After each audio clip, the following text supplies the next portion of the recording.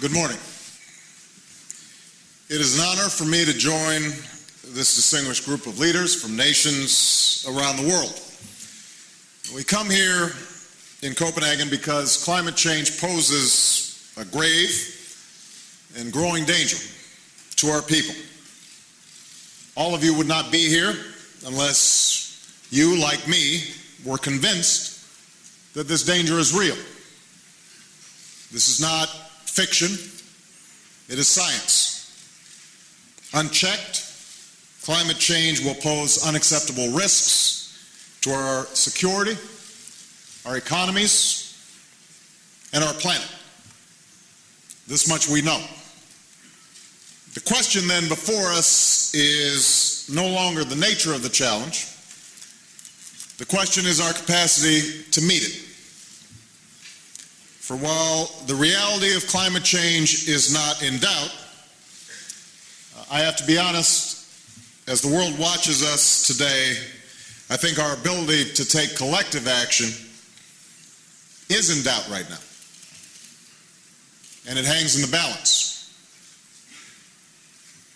I believe we can act boldly and decisively in the face of a common threat.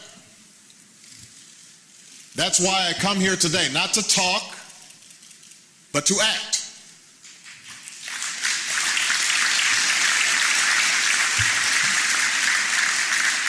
Now, as the world's largest economy and as the world's second largest emitter, America bears our responsibility to address climate change.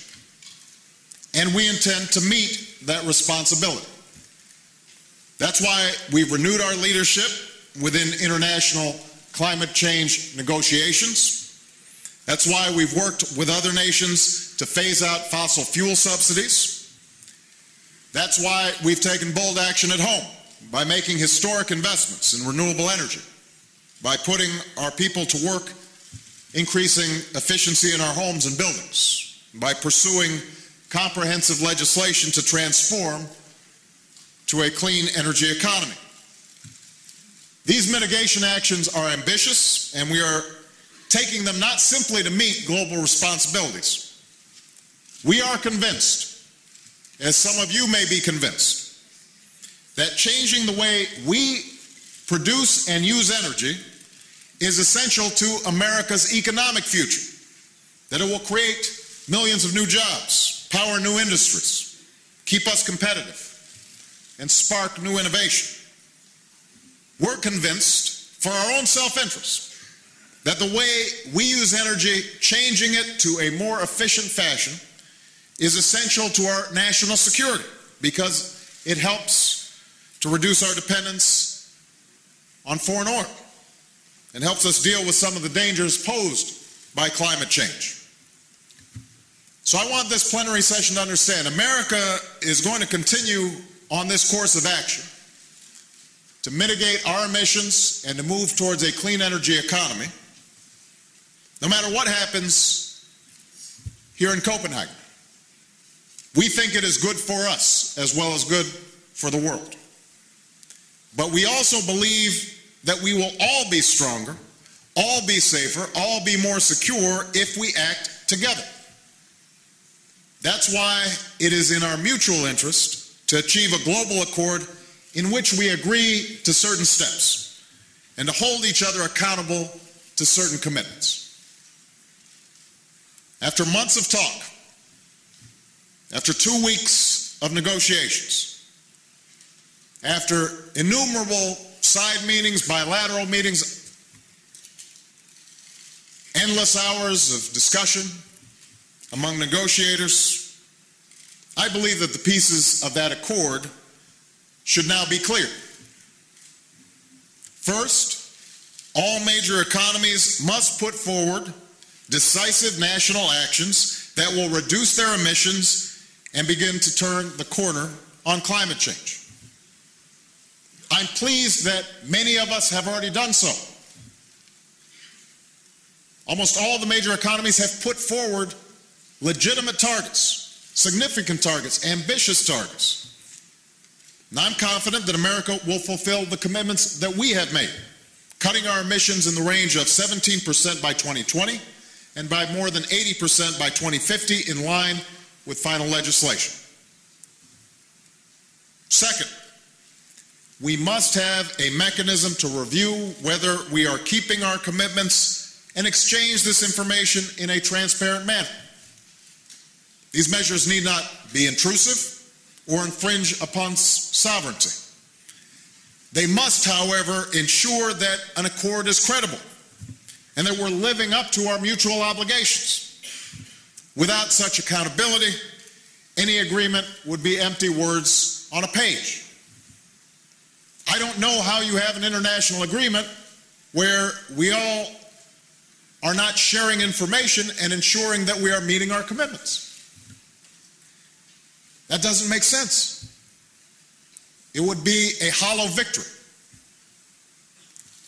Number three, we must have financing that helps developing countries adapt, particularly the least developed and most vulnerable countries to climate change. America will be a part of a fast start funding that will ramp up to $10 billion by 2012. And yesterday, Secretary Hillary Clinton, my Secretary of State, made it clear that we will engage in a global effort to mobilize $100 billion in financing by 2020, if, and only if, it is part of a broader accord that I've just described. Mitigation, transparency, financing. It's a clear formula, one that embraces the principle of common but differentiated responses and respective capabilities. And it adds up to a significant accord, one that takes us farther than we have ever gone before as an international community. I just want to say to this plenary session that we are running short on time. And at this point, the question is whether we will move forward together or split apart, whether we prefer posturing to action. I'm sure that many consider this an imperfect framework that I just described. No country will get everything that it wants. There are those developing countries that want aid with no strings attached and no obligations with respect to transparency. They think that the most advanced nations should pay a higher price. I understand that. There are those advanced nations who think that developing countries either cannot absorb this assistance or that will not be held accountable effectively, and that the world's fastest growing emitters should bear a greater share of the burden.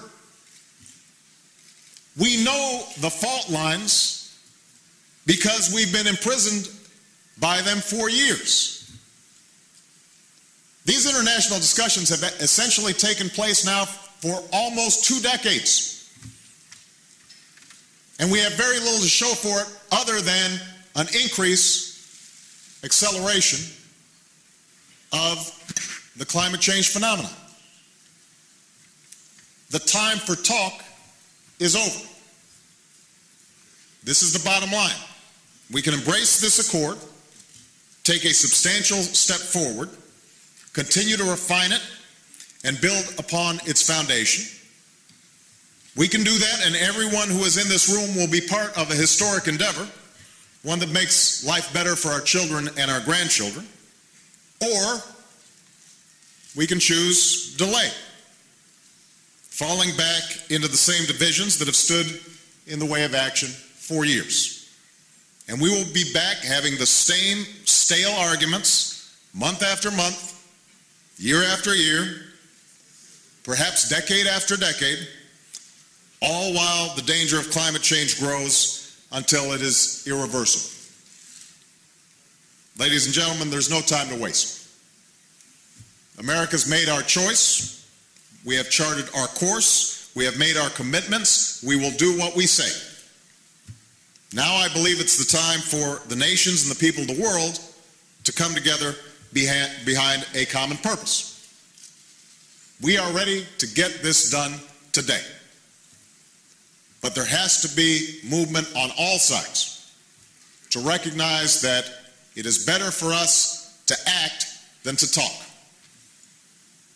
It's better for us to choose action over inaction, the future over the past, and with courage and faith, I believe that we can meet our responsibilities to our people and the future of our planet.